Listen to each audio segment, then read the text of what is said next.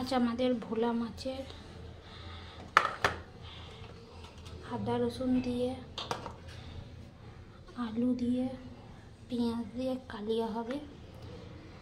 আর ঢেঁড়স, আলু, সর্ষে বাটা দিয়ে ঝাল ঝাল হবে। এই আজকের আমাদের দুপুরে রান্না হবে।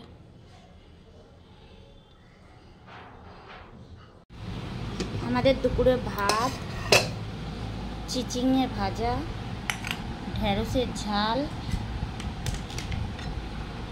আর ভোলা মাছের আলু দিয়ে কালিয়া টাইপের। ভাত, চিচিঙে ভাজা, ঢেঁড়সের ঝাল। আচ্ছা, আমাদের দুপুরে খাওয়া দাওয়া হচ্ছে গরম ভাত, ইলিশ মাছ ভাজা, ইলিশ মাছের তেল, ইলিশ মাছ ঢাকা আর চিংড়ির কালিয়া।